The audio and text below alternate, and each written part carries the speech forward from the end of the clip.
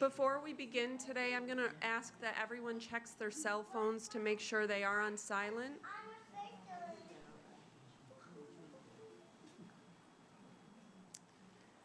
And to begin our services today, we're going to be listening to the song Wind Beneath My Wings.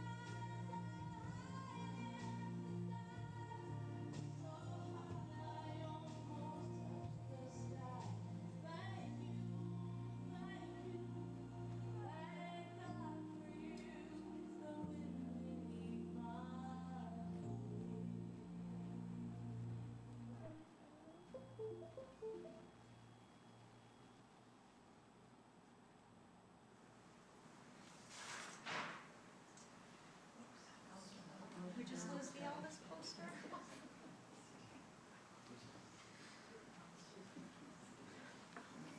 Hello, everybody. Thank you, Ariana.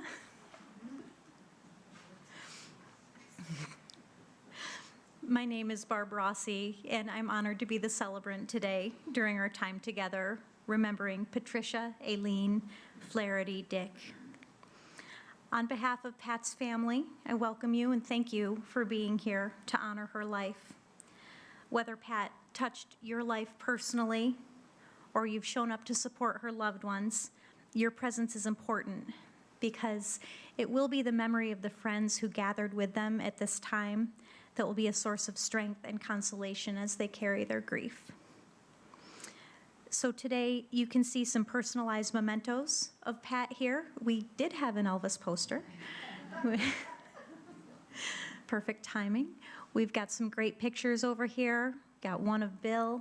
There's a little statuette of Elvis over here. And as you can see, Pat has her purse. I'm told she loved her purse. And her Elvis t-shirt as well. If you were here before the service, which took a little extra time getting set up today, and I apologize for that, I hope you had the chance to watch the video slideshow and hear some traditional Irish music to honor Pat's heritage. You may have seen our special guest, the King, who we're going to hear from later. And just now we heard the song Wind Beneath My Wings by Bette Midler. This is a special and meaningful song for the family. And it's the same song that was played as we started her husband Bill's funeral service in October of 2020, not that long ago. Later in the service, there's going to be some time for loved ones to come forward to share stories and memories, and we hope some family members and friends will be able to come forward. So I had the opportunity to speak to Pat's daughters, Linda and Lisa, in order to prepare for today's service.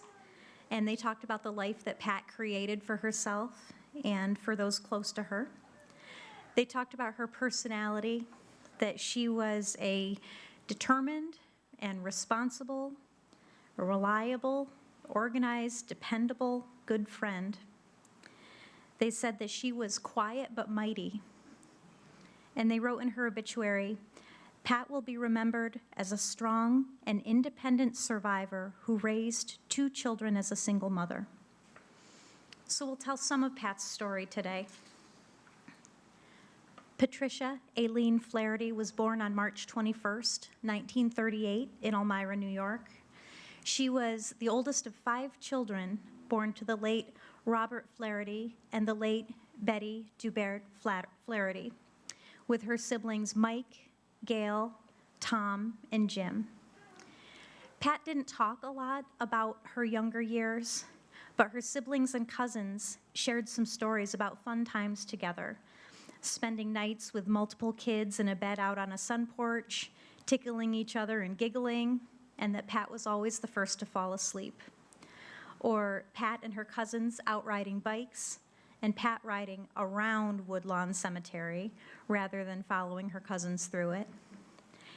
In her teen years, there were stories about her brother Mike teasing and terrorizing her, and hanging out at the local ice cream and soda bar downtown, and navigating a strict father who admonished her to dress for the cold weather and made her take her makeup off before she left the house before leaving for a football game.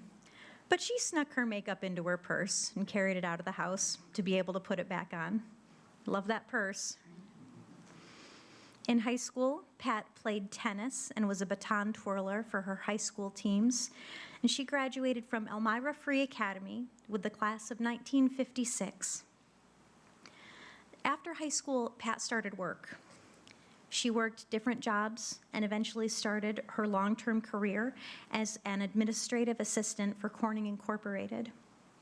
She was married and divorced earlier in life and had 2 daughters, Linda and Lisa.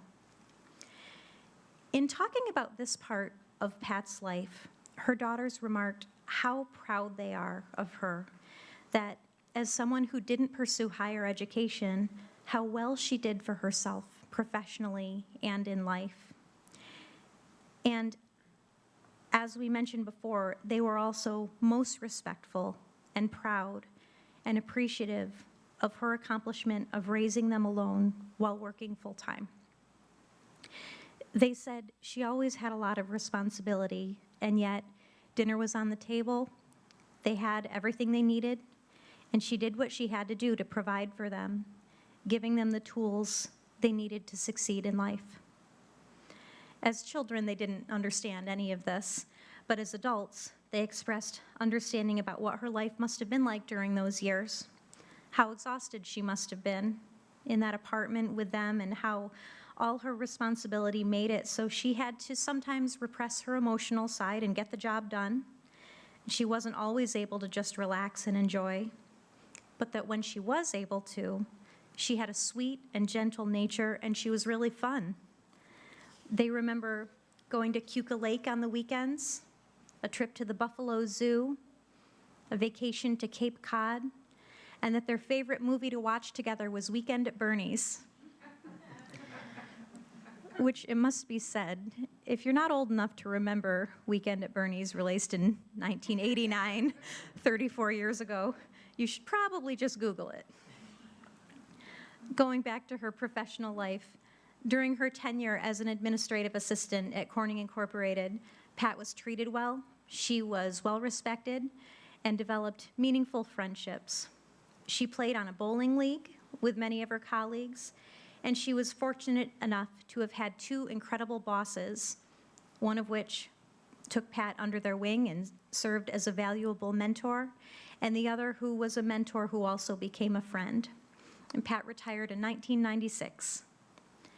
It was during her time at Corning Incorporated that Pat met the love of her life, William Dick, and they were married on June 28th, 1980. They made their home together in Big Flats. Pat became a stepmother to Bill's children, Jeff and Cindy, and Bill became a stepfather to Linda and Lisa. They had 40 years of marriage and truly took care of each other in sickness and in health. Bill predeceased Pat on October 4th, 2020. Bill and Pat were completely devoted to each other. They were very loving, and they did everything together. They liked to go to Watkins Glen, to the NASCAR races and the car shows, and to the Warplane Museum, where Bill had been a founder and continued as a volunteer. Pat collected dolls, and Bill collected trains, and they would go to doll shows and train shows together. They took many vacations and also loved spending time at home, doing chores and simple things around the house. They were engaged in their community and loved their neighborhood. They were social and spent time with and went out to lunch with their longtime friends and neighbors who became friends.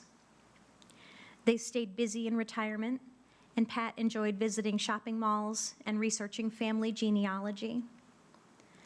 Pat's greatest joy, of course, was spending time with her family, especially when she got to see her grandchildren and great-grandchildren. They celebrated a lot of holidays and went to summer parties, both in Rochester and here in the local area. When talking about Pat, her daughters kept making the point that she overcame a lot of obstacles and maintained a positive attitude. They said she never let anything get her down. They witnessed this when Pat had a kidney transplant when she was 58 years old, when she dealt with Wegener's disease, and later in life when she struggled with dementia. She dealt with the hardships of these life-altering setbacks and took good care of herself because she wanted to continue to be with her family. She had the transplant at Strong Memorial 2 weeks before Linda's wedding and still made it on that important day. And in the last few years, even the struggle of dementia allowed for the silver lining of Linda having that time to relax and just be.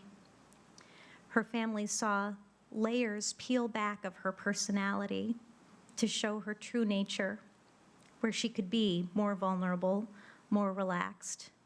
And in her obituary, her family wrote that This year, Pat would enjoy occasional nights listening to the bands at the Tiki bar next door to Elderwood with her daughter Linda, and how that music brought her so much joy. I think you were all really fortunate to have known her. So Linda's going to come forward to speak now.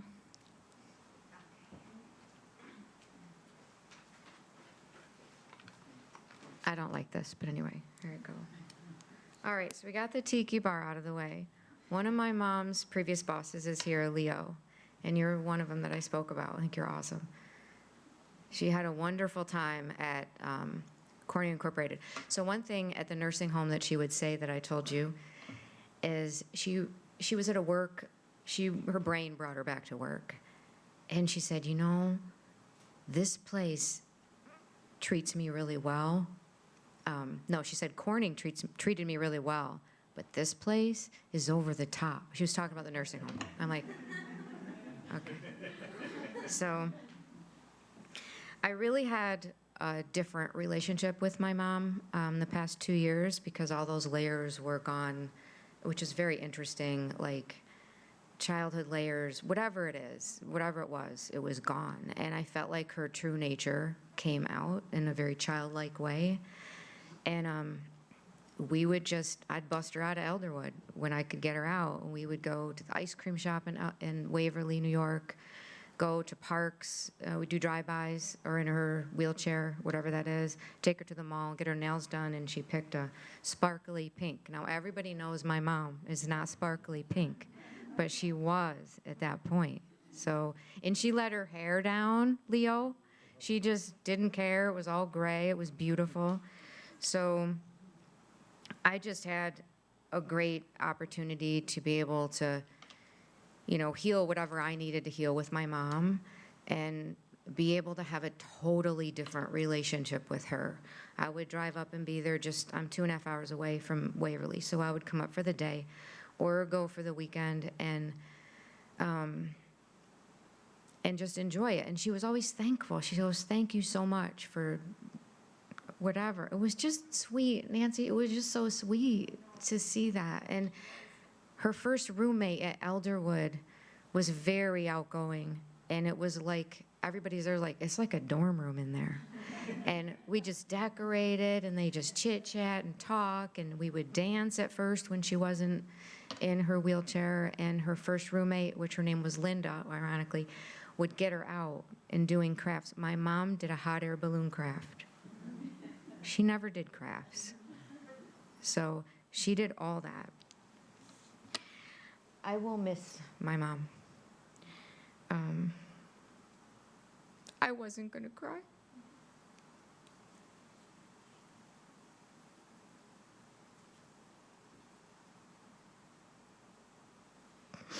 I made it through Wind Beneath My Wings without crying.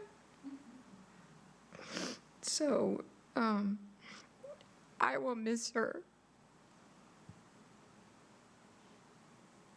I felt like the last 2 years, I didn't get along with my mom really well. Like, she had anxiety, and I had anxiety. I still have anxiety. And to be able to see her in a different light and to learn about her, like when you learn about people and you learn about what they've been through, you change. Like, you change the way you see them. And every time I heard something different, I changed. And then when she got dementia, I was there, and I realized, okay, just be in the moment with her. When she didn't remember she was married, and which I'd almost died. I'm like, you don't remember being married to Bill? And I was worried that she would forget who I was. And she didn't. Well, there was one time that she was talking about me, and I think we were in the car, and I go, Mom, I'm Linda. And she's like, oh, okay. So I am forever grateful for the time I had with my mom in the last 2 years. I felt like it really healed a lot of things with me as well as with her. And I was with her when she died. And I have never been with anybody when they died.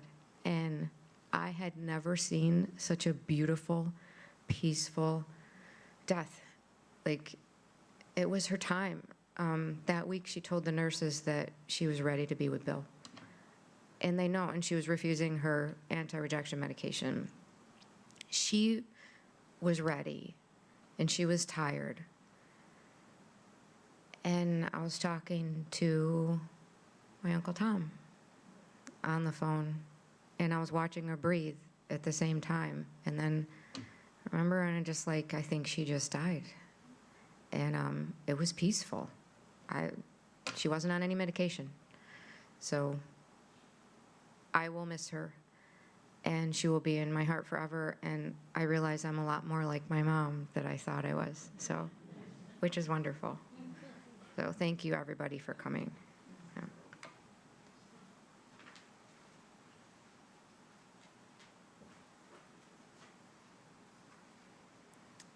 This time, I'd like to give anyone an opportunity to come forward, share a story or a memory.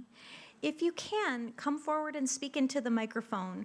We are recording, and unfortunately, we're not live streaming, but we'll have it available to watch later. If you'd like, you can wave at me, and I'll bring the microphone out to you. Or if none of those work, just stand up, project your voice from where you are, and that's okay. And be sure to tell us who you are. Thank you.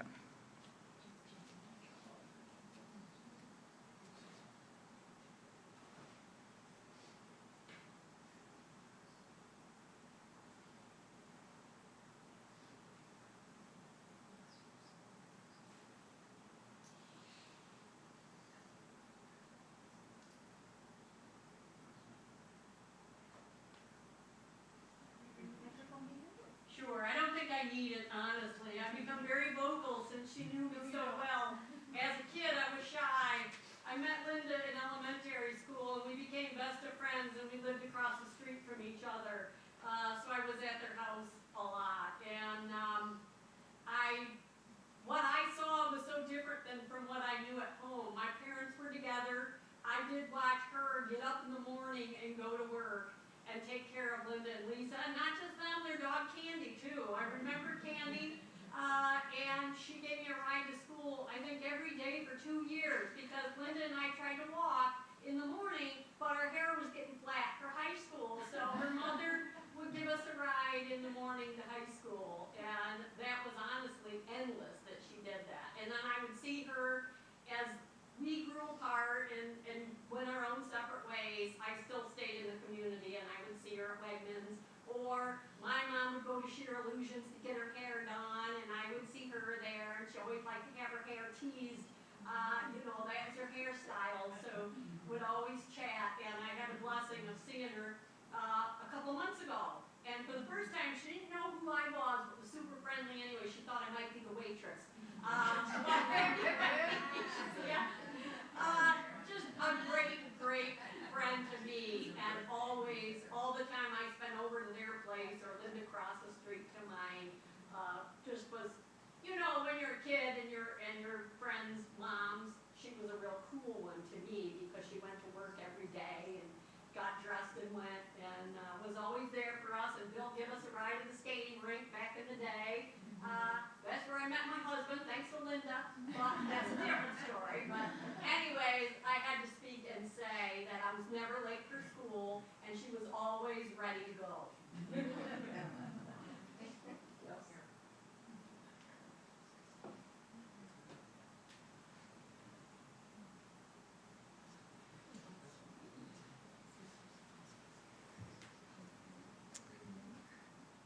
Well, it was really a pleasure to work with Pat, and you probably didn't know her professionally like I did, but Pat retired from working with me, so I got a chance to work with her after she had all this experience, right? And it was when optical fiber at Corning was growing like crazy, so she would organize all the hiring that we did at our place, and we had customers that would come in all the time to see, and I know it drove her crazy because nothing was on time. And she was just so organized, but she just flowed with it, and she kept us, could get us back together and keep things going. She was a great organizer. And it was also a time when everybody dressed up very formally in work. And that suited her just perfectly, because when she came to work, she was just dressed perfectly for the work she did. It was a pleasure to get to know her and a pleasure to get to know the family. Thank you.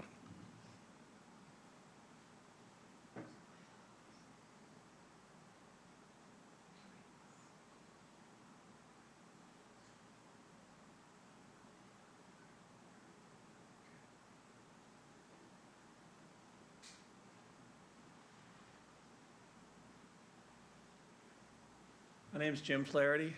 I'm Pat's youngest sibling, her baby brother. Speaking of Pat's retirement, I had to tell this story. 1996, at the time, I was living and working in New York full-time as an actor and comedian, and one of the things I was doing at the time, impersonating President Clinton. So I had a fair amount of gigs with that, and I heard she was retiring. I called my brother Tom, hey, can I come up and crash at your place? Pat's retiring, you know. Thought I'd come up, have the president come in and, you know, talk about Pat. So that was great. Great idea till I got up there, because most of my Clinton gigs usually involved, which then always gets a good laugh, you know, hitting on some babe in the front row. And, you know, it's, so here I am up there thinking, and all of a sudden I'm like, there she's sitting right there, and my thought bubble is going, okay, it's a time when I should be hitting on the guest of honor, and it's my sister, and this is really, really awkward. Those who knew it was my sister. But yeah, that was just a memorable moment, but I kind of pushed through it anyway. Right? Most of these people don't know that I'm her brother, so it went over. Anyway, that was a nice trip, and yeah, she had a great career at Corning. Right now I'm a high school teacher, and the work ethic and professionalism she had, it's, you know, as a high school teacher, it's a little bit of a struggle. I'm looking at some of these kids, and I really appreciate when they show that same kind of work ethic, professionalism, and you know, I'm fighting a good fight on that with a lot of high school kids, but yeah, I do think of Pat when I talk to him. Anyway, that's my time. Thank you.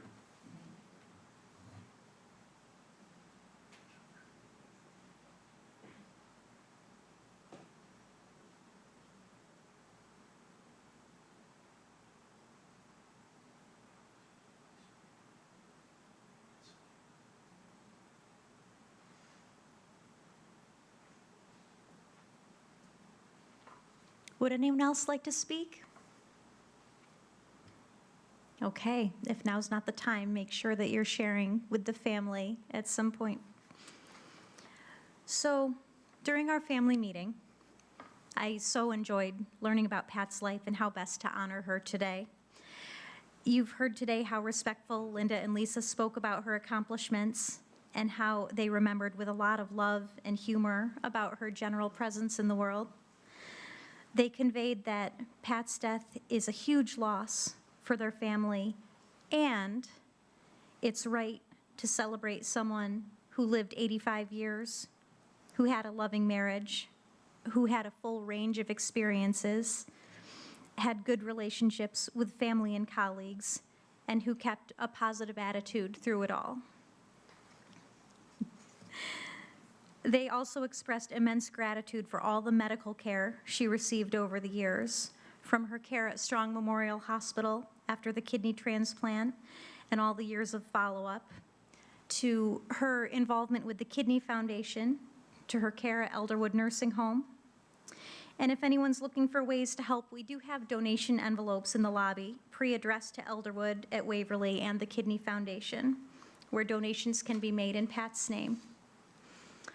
So I believe that this gratitude and ability to stay positive has played a part in how your family has dealt with hardships all along, especially with the past few years in navigating both Bill's passing and Pat's last years of life. And I believe the same gratitude and positivity will be so valuable in your healing going forward. I hope it carries you with grace through the early stages of grief and into the coming years while you write your next chapters. And to those here today who showed up to support Pat's family, they thank you again. They're going to need you. Don't be afraid that you're going to say the wrong things to them in the next days and weeks and months, because they need your presence, your ability to hold space with them, your willingness to speak Pat's name. So, as we close this part, and I know that you're going to be continuing on to Rural Home Cemetery, we hope for peace and comfort for Pat's loved ones. We remember that while we say goodbye to Pat's physical presence, it does not affect our memory of her personality, her character, her spirit, and her impact on those she loved, because all of those lived with you in your thoughts and memories. And Pat, we thank you for all the gifts that you've given your family. Your influence will be seen in your loved ones' every interaction, and how they continue to care for each other, and how they raise the next generations in your legacy. We leave Pat in peace and bid her a loving farewell. So we're going to end by hearing from the King today, and then Director Kelly Kopp will come forward and give instructions for processing to Rural Home Cemetery. Yes, sure. All right, so the reason why I have the King, thank you so much, is that my mom's favorite memory in her whole life was when my sister and I were little, and she went to Vegas to see Elvis. So every time I'd see her, we'd be in the car, Elvis, I'd play Elvis. I'd get her Elvis stuff, or we'd watch an Elvis movie or the Elvis poster and things like that. So I thought it would be fitting, she's got an Elvis t-shirt on, and I thought it would be fitting to have Elvis come and pay tribute to her. She met Elvis in Vegas, like that. She never found that.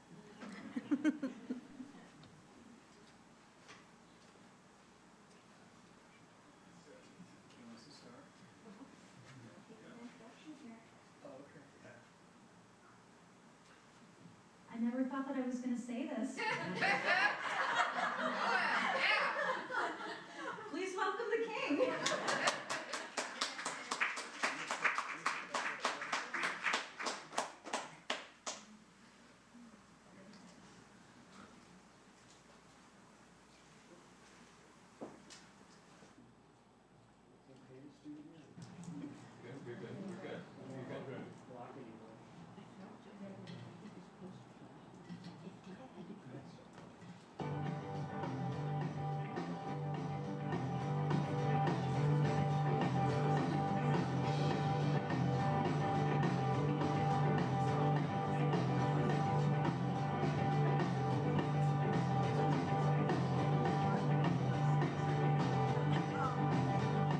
Ladies and gentlemen, a tribute to the greatest entertainer of all time. Please welcome Michael Paul Callahan as Elvis. Normally we come in now.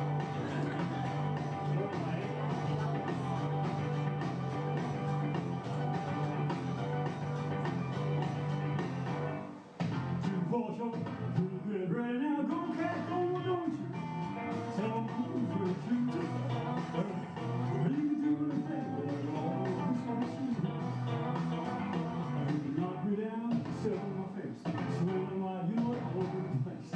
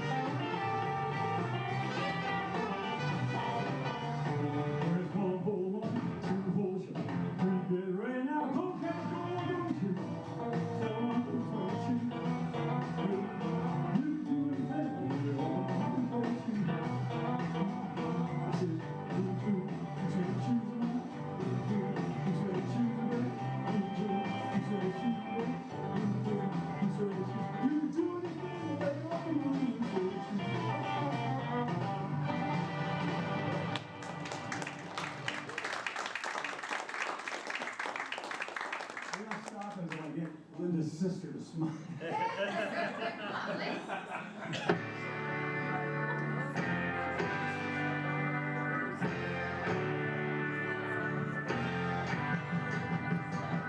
Well, since my baby left me, I found a new place to run. It's down at the end along the street. I will.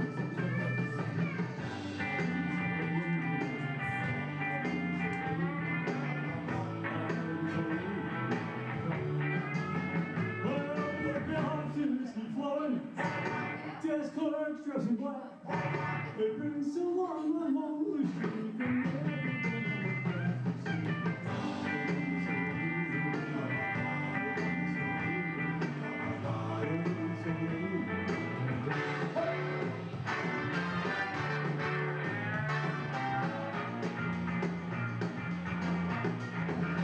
You ain't no more.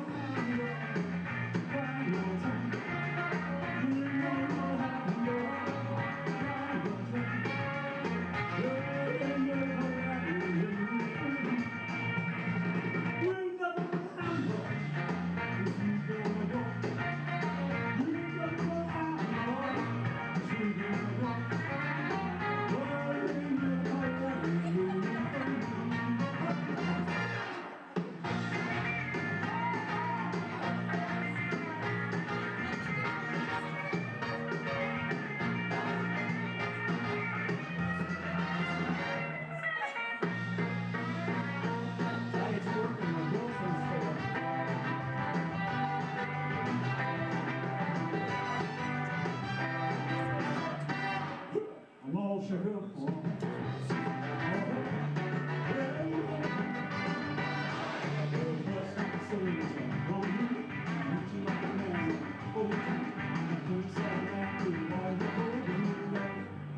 I'm all shook up.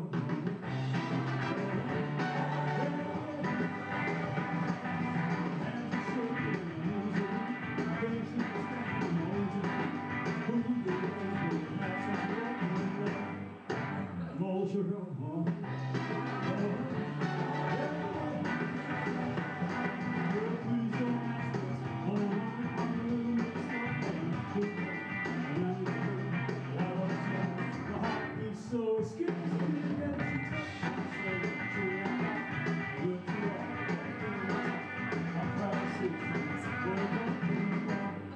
I'm all shook up.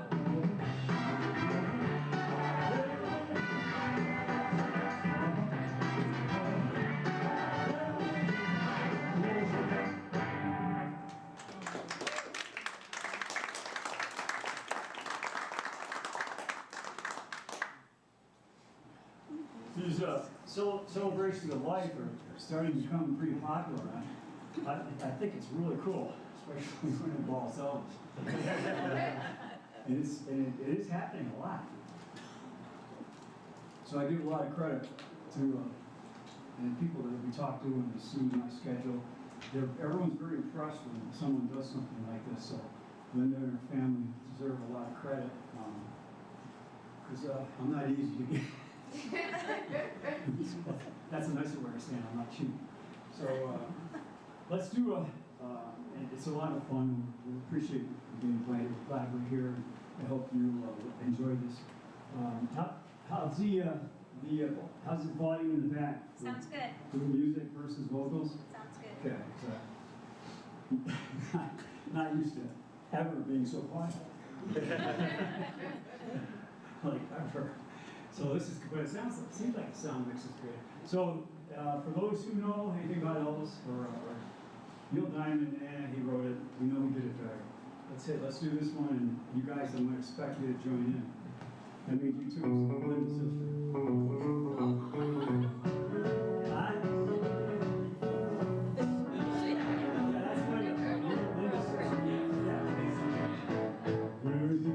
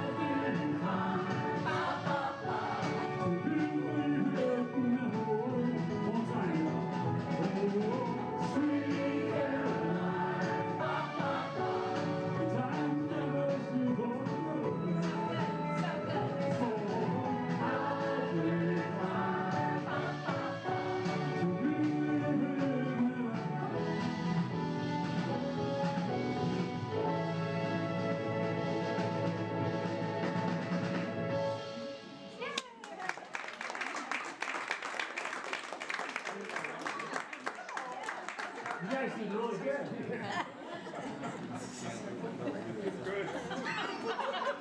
You got it in the beginning, just to make sure you're paying attention. You did good. Okay, cool. Classic from Vegas. So it's like.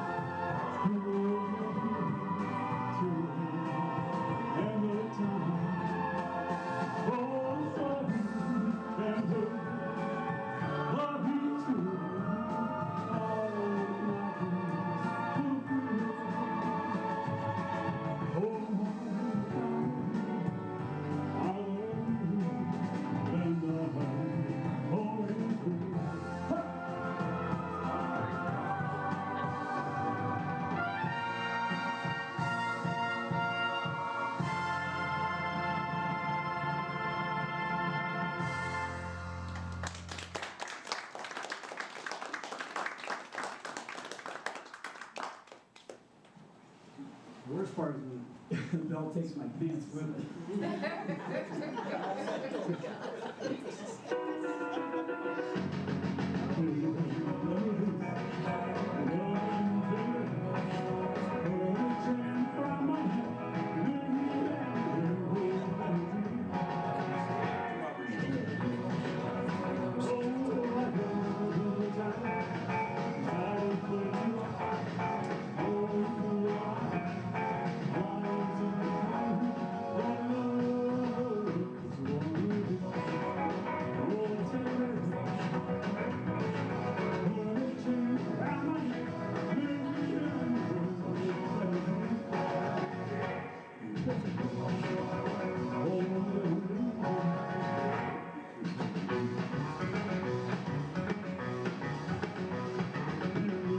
Thank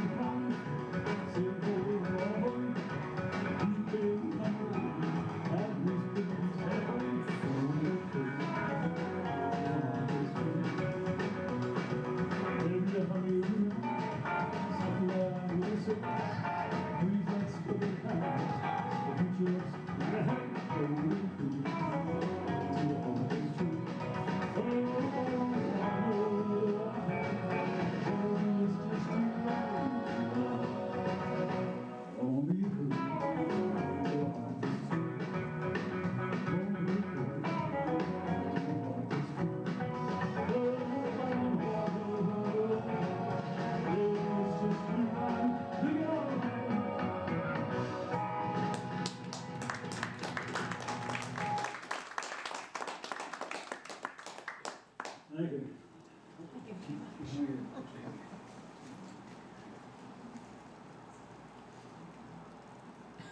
This is one of my favorite gospel songs.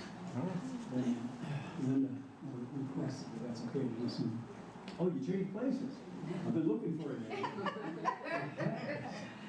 So I don't know what your schedule is for today, but I'm gonna keep going and you just, if you need me to stop, just wave your hand.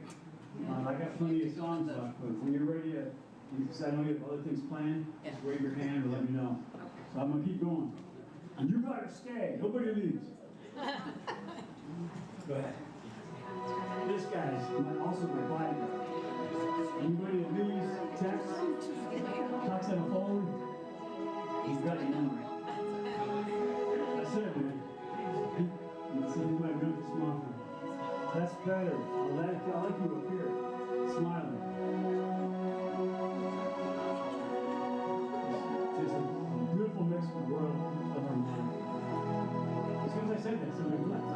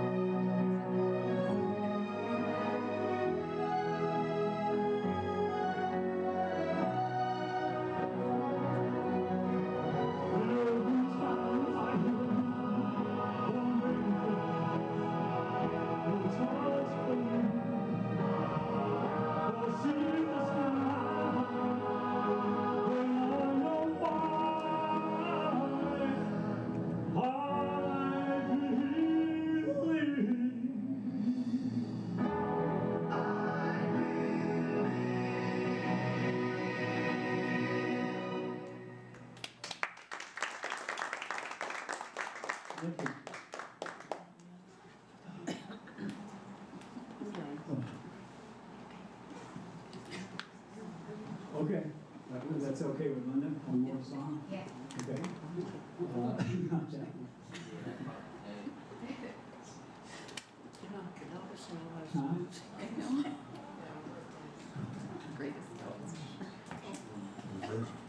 This cool 70s one, very popular.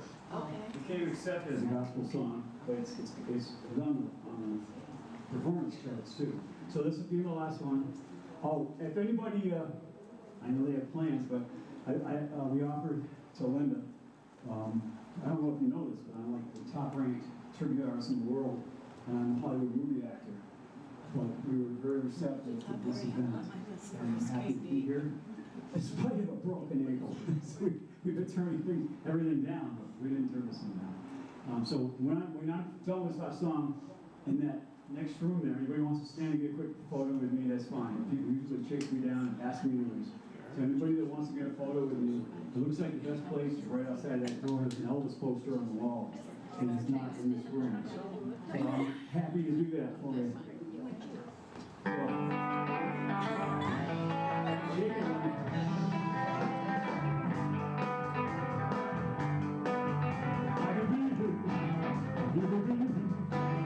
Just one hour. We can find a way.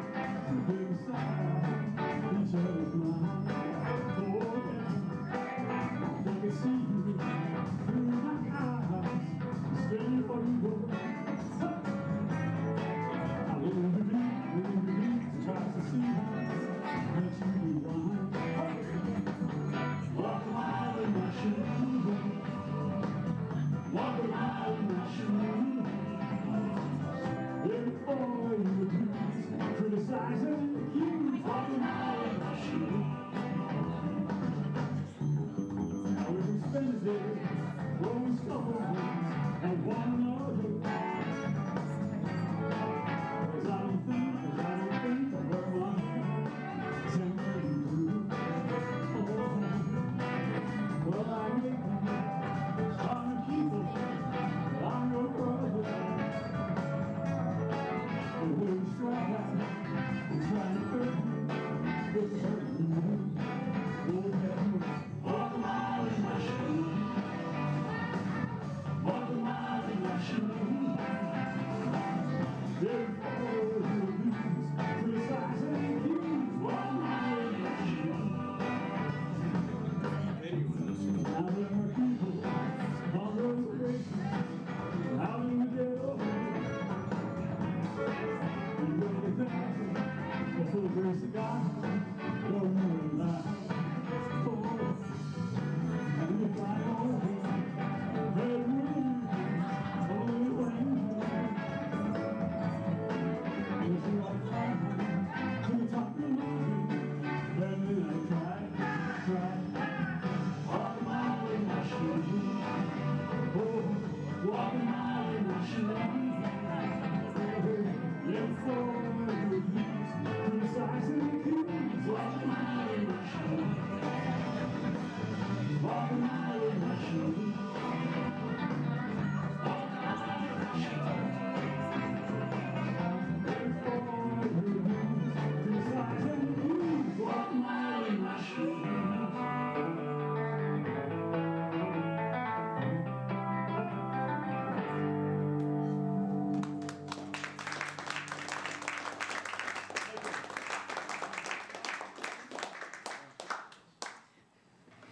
Well, I'd like to start by thanking Elvis here. I have to say this is a first in my career. And thank you to Barb for your words today. This does conclude this portion of the services. At this time, we will be processing to Rural Home Cemetery for committal prayers. For those joining us in procession, I ask that you please turn your lights in your four-ways on. And the family has invited anyone wishing to join them for an informal gathering at Tags after the burial. Anyone is able to do so. So if you aren't going to the cemetery and you'd like to go directly to Tags, you're more than welcome to do that. So at this time, I'm going to invite anyone wishing to pay their last respects to come forward and do so. And I'm going to ask that the family be the last in the room to say their final goodbyes. Thank you.